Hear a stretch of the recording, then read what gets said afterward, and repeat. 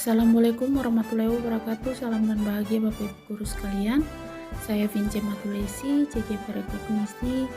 Kali ini saya akan melakukan koneksi antar materi pada modul 2.1 pembelajaran berdiferensiasi. Apa itu pembelajaran berdiferensiasi? Nah, pembelajaran berdiferensiasi ini merupakan serangkaian keputusan yang masuk akal yang didesain oleh guru. Orientasinya untuk memenuhi kebutuhan murid.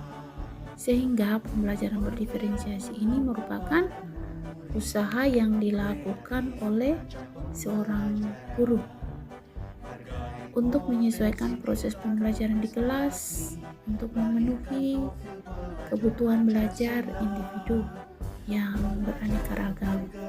Nah, Bapak Ibu, karena itu seorang guru penggerak perlu untuk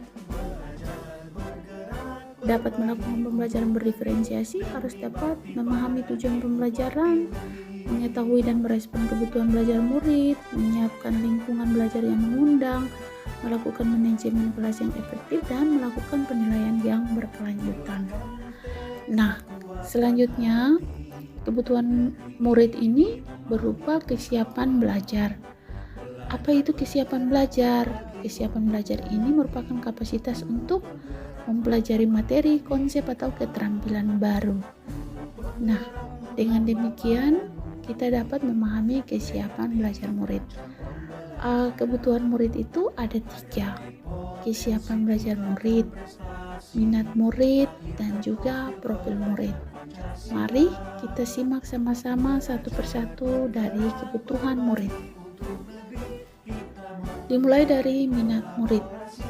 Minat murid ini adalah suatu keadaan mental yang menghasilkan respon terarah kepada suatu situasi atau objek tertentu yang menyenangkan, kemudian memberikan kepuasan diri yang berbeda-beda. Jadi murid memiliki beragam minat ini. Tujuan dilakukannya minat murid ini, tujuan melakukan pembelajaran berbasis minat yaitu membantu murid untuk menyadari bahwa ada kecocokan antara sekolah dan kecintaan mereka dengan yang mereka ingin peroleh. Kemudian yang kedua yaitu profil belajar murid. Tujuan dari profil belajar murid yaitu supaya kita dapat mengidentifikasi atau memetakan kebutuhan murid untuk memberikan kesempatan kepada murid. Nah, Bapak Ibu sekalian, gaya belajar murid ini bagaimana murid memilih, memperoleh, memproses, mengingat informasi baru. Bentuknya berbeda, yaitu visual, auditorik, dan kinestetis. Kebutuhan belajar murid itu dapat diidentifikasi dengan beberapa cara seperti mengamati perilaku murid, mengidentifikasi pengetahuan awal, mereview dan merefleksi praktek pengajaran, berbincang dengan guru sebelumnya, membaca raport sebelumnya, menggunakan penilaian formatif, dan asesmen diagnostik. Ada 3 strategi pembelajaran, baik itu konten, proses, dan produk. Mari kita lihat satu-satu ya.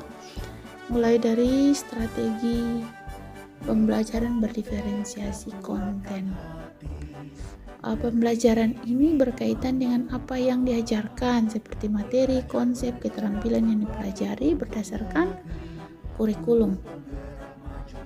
Sedangkan strategi diferensiasi yang kedua yaitu strategi diferensiasi proses. Ini kemampuan yang memungkinkan murid berlatih dan memahami dan memaknai konten dengan cara membedakan proses yang harus dijalani oleh seorang murid.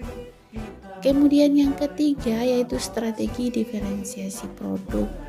Bukti yang menunjukkan apa yang murid telah pahami dengan cara membedakan atau menyelidiki atau membuat produk sebagai hasil belajar murid, hasil latihan penerapan pengembangan yang telah dipelajari murid. Nah, keterkaitan dengan standar pendidikan nasional tentu saja ada mewujudkan profil kualifikasi lulusan seperti yang dijabarkan dalam standar kompetensi lulusan. yakni untuk mengembangkan potensi peserta didik dengan semaksimal mungkin pada pembelajaran berdiferensiasi ini ya. Keterkaitan dengan modul 1 untuk dapat melakukan pembelajaran berdiferensiasi, maka seorang guru perlu berusaha memenuhi kebutuhan belajar sebagai bentuk keberpihakan kepada murid dan menuntun tumbuh kembangnya murid berdasarkan kodrat alam dan kodrat zaman, sehingga murid tumbuh menjadi manusia yang mandiri dan bertanggung jawab. Hubungannya dengan modul 1.2 untuk melakukan pembelajaran berdiferensiasi, maka guru penggerak perlu memiliki atau mendesain pembelajaran yang berpihak kepada murid, memiliki nilai reflektif, mandiri, kolaboratif, dan inovatif. Bagaimana hubungannya dengan modul 1.3 ya? Dengan pembelajaran berdiferensiasi yakni baik konten, proses, produk, maka dapat mewujudkan visi guru penggerak atau visi sekolah yang mewujudkan profil pelajar Pancasila yang diharapkan. Nah, Bapak Ibu sekalian, bagaimana hubungannya dengan modul 1.4 budaya positif?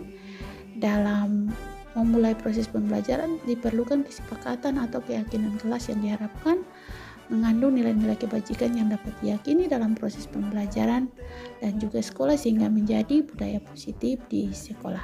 Demikian untuk koneksi antar materi pada modul 2.1 pembelajaran berdiferensiasi.